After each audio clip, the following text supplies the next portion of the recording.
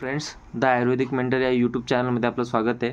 तर आपण लास्ट लेक्चरमध्ये आपण रचनाशास्त्राच्या पेपर 1बद्दल आपण डिस्कशन केलं होतं की एक्झाममध्ये पेपर पॅटर्न कसा राहते, एक्झाममध्ये कसे क्वेश्चन विचारले जातात. आपण जे लास्ट 3 इयरचे जे PYQ आपल्याकडे येतं, लास्ट 3 पेपर जे आपल्याकडे येतं त्याचं ॲनालिसिस करून, ब्लूप्रिंटचं ॲनालिसिस करून की आपल्याला ब्लूप्रिंट फॉलो होतं आहे का नाही होते, त्यानुसार आपण एक्सपेक्टेड क्वेश्चन काय येतं आणि आपण कशाप्रकारे आपण अप्रोच ठेवला पाहिजे आपल्याला जर का रचनाशास्त्री पेपर 2 क्लिअर करायचं असेल किंवा इन शॉर्ट रचना क्लिअर करायचं असेल तर. ठीक आहे. तर आता जर का तुम्ही एक पॅटर्न लक्षात घेसाल तर पूर्ण ACQमध्ये आपल्याला ऑब्झर्व येते की 2 ते 3 ACQ आपले याच्यावर येतं, आयुर्वेदावर येतं आणि बाकीचे मोस्टली सर्व ACQ 5 ते 6 ACQ तुम्हाला याच्यावर येतं, मॉडर्नवर येणार येतं. तर आपण जेव्हा आपण मॉडर्नचे टॉपिक वाचणार आहोत ते सर्व आपल्याला जास्त करून आपल्याला ACQच्या हिशोबाने वाचायचे की आपल्याला जास्त मोठे येणार नाही. तर त्याच्यामुळं समजा आपण स्टडी करत आहे, समजा आपण डायजेस्टिव्ह सिस्टम वाचते, तिच्यात समजा एक ACQचा वेटेज आहे, पण आपण त्याच्यात ACQचे टॉपिक कोणते येतं ते क्लिअर करून ठेवायला पाहिजेत. जसं अपेंडिक्स आपल्याला याच्यावर इथं वर्किंग फ्रॉम अपेंडिक्स विचारलं तर अपेंडिक्स आपल्याला स्टडी करायचं किंवा छोटा टॉपिक आहे हे आपल्याला याच्यासाठी विचारू शकतात, काय म्हणतात ACQसाठी विचारू शकतात. आणि जे मोठा टॉपिक आहे जसं इथं स्टमकचे ॲनाटॉमी वगैरे विचारतात ते LAQमध्ये आलं. त्याचप्रमाणे इथं पण आपल्याला विचारलेलं आहे की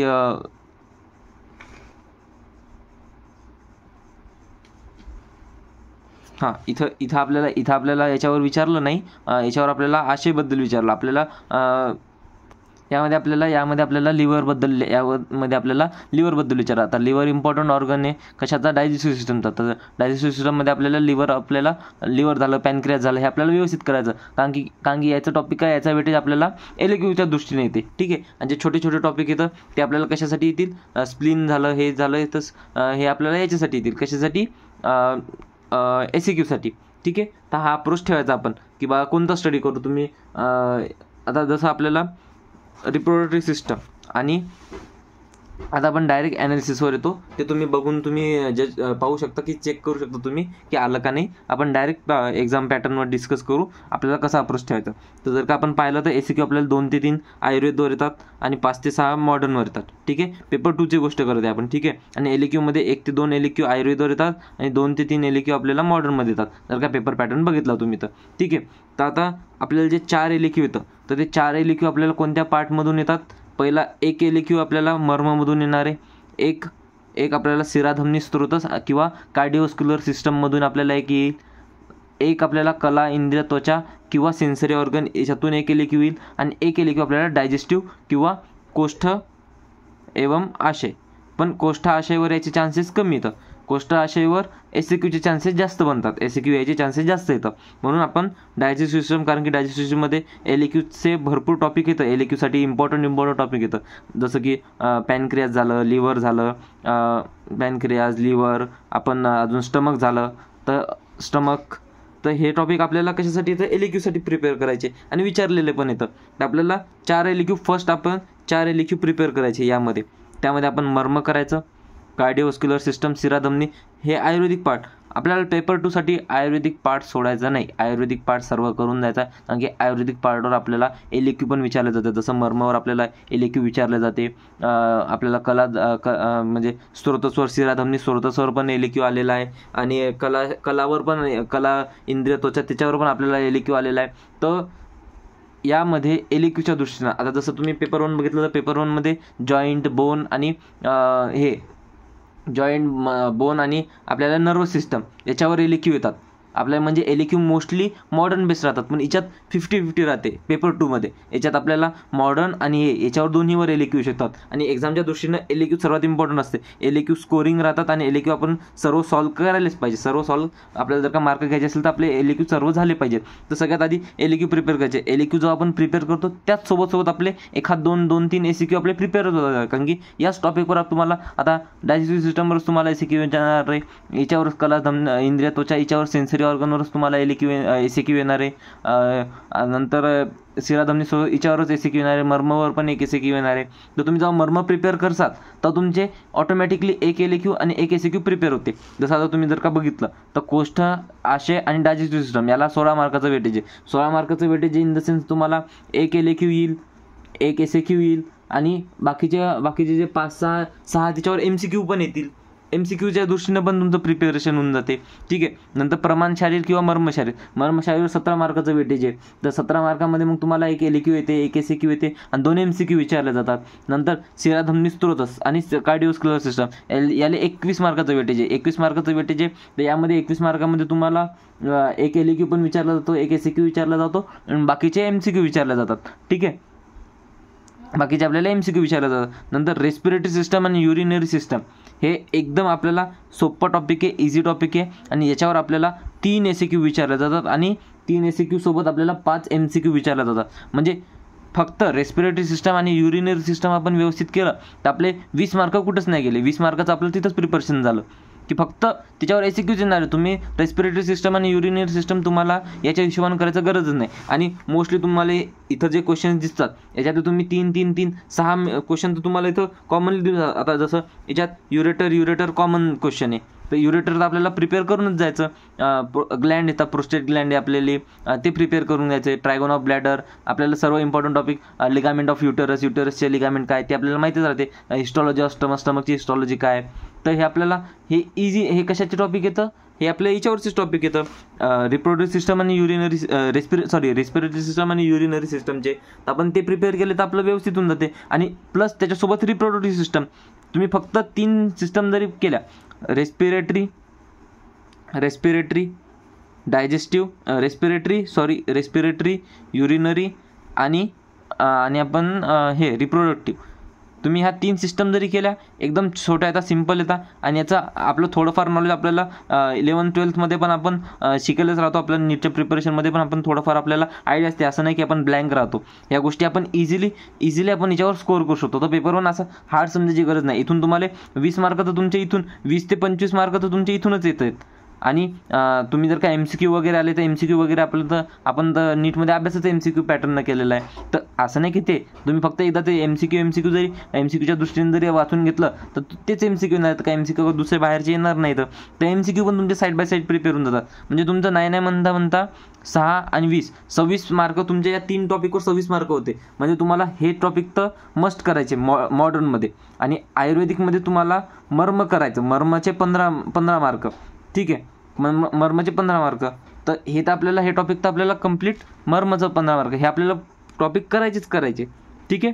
तर एकदम इझी हे येतं आणि LAQसाठी हे सर्व गोष्टी प्रिपेअर करायच्या.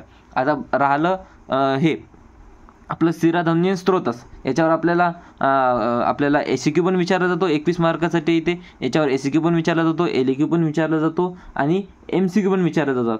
तर याचं टोटल मार्काचं वेटेज आहे 21 मार्काचं वेटेज आहे शिराधमनी स्त्रोतस आणि कार्डिओस्क्युलर सिस्टमवर. तर आपण याच्यात हार्टच्या वॉल, नंतर याच्यात व्हेंट्रिकल्सबद्दल आपल्याला क्वेश्चन विचारले जातात. आणि शिराधमनी स्त्रोतस्वर पण आपल्याला शिराधमनी किंवा स्त्रोतस्वर आपल्याला याच्यात तुम्ही बघू शकता आपल्याला LAQ पण विचारले जाते. कुठेतरी विचारलेलं आहे आपल्याला. हे बघा इथं आलेलं आहे आपल्याला. जर सुश्रुत संहितेनुसार पुढील मुद्द्याने स्त्रोतसाचे वर्णन करा. त्याच्या व्याख्या, प्रकार, संख्या, स्त्रोतसांची नावे आणि मूलस्थाने आणि व्यवहार शारीर म्हणजे आपल्याला क्लिनिकल अॅनाटॉमी म्हणजे आपल्याला हे लिहायचं अप्लाइड अॅनाटॉमी जे आपण प्रत्येक टॉपिकमध्ये शिकत असतो की याचं अप्लाइड गोष्टी काय येतात प्रत्येक आन्सरमध्ये आपल्याला ते लिहायच लागते. ठीक आहे. तर या पद्धतीनं आपला रचनाशारीर पेपर 2 राहणार आहे. तर जास्त काही काळजी करायची नाही. तुम्हाला मी जसं जेव्हा मी ॲनाटॉमीचे लेक्चर घेईल तेव्हा तुम्हाला सर्व सिस्टम वगैरे मी तर सांगेलच. पण तुम्ही या पद्धतीनं या हिशोबानं या अप्रोचनं तुम्ही तुमचा स्टडी स्टार्ट करू शकता. तुम्ही side by side study start करू शकता. कारण की मी फर्स्ट ऑफ ऑल आपले लेक्चर पहिल्यांदा मी संस्कृत विषय घेईल. संस्कृत जसं झालं संस्कृतच्या सोबत आज मी इम्पॉर्टंट LAQ घेईल. इम्पॉर्टंट LAQ चालू करेल मी एक अपलोड करणं. आणि नंतर जे जर उरलं आपल्याकडे टाईम असला सफिशियंट, फर्स्ट आपलं याच्यात मी शिकवत नाही आहे. मी डेली रेग्युलर लेक्चर घेत नाही आहे. मी फक्त आपलं या 30 दिवसात आपण मॅक्सिमम फक्त मी या मार्च आपल्या 1 महिन्यात कसा सिलेबस कवर होईल फक्त त्या हिशोबाने दृष्टीनं अभ्यास करत आहे आपण इथं पूर्ण डिटेलमध्ये माहिती शिकवत नाही आहे, ठीक आहे. तर आपल्याला जे कामाच्या गोष्टी तर डिटेलमध्ये तर तुम्ही यूट्यूबवर मी पण अपलोड करेल आणि तुम्हाला यूट्यूबवर डिटेलमध्ये माहिती सांगत राहील. पण ते 1.5 वर्ष करायचं काम होतं. आता तुम्ही केलं असेल तर वेल अँड गुड, नसेल केलं तर घाबरायचं काम नाही. एवढं जरी केलं तुमची पासिंग कुठंच गेली नाही. आणि पेपर 1 आहे, पेपर 2 आहे, आपल्याला 2 पेपर येतं. दोन्ही पेपर मिळून आपण तर आरामात पासिंग करू शकतो. आपल्याला पेपर पॅटर्न तर तुम्हाला सर्वांना माहिती आहे. 200 मार्काचं आपल्याला थिअरी विचारलं जाते आणि 200 मार्काची आपली 200 मार्काची प्रॅक्टिकल राहते. 200 मार्काचं प्रॅक्टिकल राहते. तर प्रॅक्टिकलमध्ये तर होताच तर कोणी फेल होत नाही. कोणी होता असतो प्रॅक्टिकलमध्ये फेल होत नाही. आपण प्रॅक्टिकलचं पण जेव्हा थिअरी एक्झाम झाले ते पण स्टडी करू. आता याच्यात आपल्याला पेपर 1ला 100 मार्क राहतात आणि पेपर 2ला 100 मार्क राहतात. आपल्याला दोन्ही पेपर 200 मिळून आपल्याला 100 मार्क लागतात पासिंगसाठी. 100 मार्क्स लागतात पासिंगसाठी. तर आपलं आरामात तुमचा एखादा सब्जेक्ट तुमचा वीक जरी असला तर तुम्ही सेकंड याच्यात कव्हर करू शकता. कोणत्या ना कोणत्या टॉपिकचा तर आपण जास्त अभ्यास केलाच असते ना. इंटरेस्ट राहते, मॉडर्न राहते, समजेल राहते. तर घाबरायचं काम नाही. व्यवस्थित तुमची पासिंग होऊन जाईल. ॲनाटॉमी मोस्टली सर्वजण संस्कृत आणि ॲनाटॉमी हे सब्जेक्ट हार्ड मानतात. हे सब्जेक्ट सर्वांना त्रास देणार आहेत. हे थोडे डिफिकल्ट वाटतात. डिफिकल्ट नाही तर हे कसं आहे, याच्यात अप्रोच समजत नाही ना, की अप्रोच काय करायची, कसं करायचं. तुम्ही जर का पेपर पॅटर्न समजून घेतला, आता आपल्याला गोष्टी तर भरपूर येतं, पण आपल्याला विचारणार काय येतं, वेटेज कसं आहे, त्या हिशोबाने जर का तुम्ही अभ्यास केला तर तुम्हाला मर्ममध्ये तर भरपूर आहे. पण आपल्याला माहिती आहे ना काय पाहिजेत काय नाही. स्टमकमध्ये आपल्याला डायजेस्टिव्ह सिस्टममध्ये भरपूर नॉलेज आहे, पण आपल्याला विचारलं काय नाही LQ. आता जसं तुम्ही reproductive system, respiratory system, urinary system, reproductive system याचं वेटेज आहे SAQचं. याच्यावर तुम्हाला LQ विचारलं जाणार नाही आणि तुम्ही लागत आहे LQ अभ्यास करते तर कसं मग त्याच्यात का नाही जमणार. पण तुम्ही इथं प्रिपेअर केलं. आता तुम्ही हे टॉपिक मॉडर्नचे टॉपिक तुम्ही इथं क्लिअर केले तर मॉडर्नचे तुम्हाला याच्यातलंच तुम्ही थोडाफार कंटेंट आता फिजिओलॉजीमध्ये पण तुम्ही ॲड करू शकता, क्रियामध्ये पण तुम्ही ॲड करू शकता. कारण की सेम रेस्पिरेटरी सिस्टम तुम्हाला तिथं आहे, सेम डायजेस्टिव्ह सिस्टम तुम्हाला तिथं आहे. फक्त डिफरन्स काय राहते, ॲनाटॉमीमध्ये आपल्याला सर्व गोष्टी आपल्याला कुठं प्रेझेंट आहे, काय प्रेझेंट आहे, आपल्याला सर्व डिटेल त्या हिशोबानं. आणि फिजिओलॉजीमध्ये मोर ओव्हर आपल्याला त्याचे फंक्शन्स काय येतं, त्याचं काम कसं करते, फंक्शनिंग येते, ठीक आहे. रचनामध्ये फक्त आपण त्याचं स्थान कुठं आहे, कसं आहे, कुठं आहे, एक्झॅक्ट किती आहे, कोणाच्या मागे आहे, त्याचे रिलेशन वगैरे बघतो, हिस्टॉलॉजी बघतो. आणि क्रियामध्ये आपण त्याचे फंक्शन्स बघतो. की तुम्ही म्हणसाल की बा डायजेस्टिव्ह सिस्टम आपण इथं पण स्टडी करतो, फिजिओलॉजीमध्ये पण स्टडी करतो. मग डिफरन्स काय, तर डिफरन्स असा राहतो, ठीक आहे. तुम्हाला क्रियाचे पण नोट्स भेटून जातील, काही काळजी करू नका. व्यवस्थित तुम्ही स्टडी करा आणि ऑल द बेस्ट, ठीक आहे. काळजी करू नका.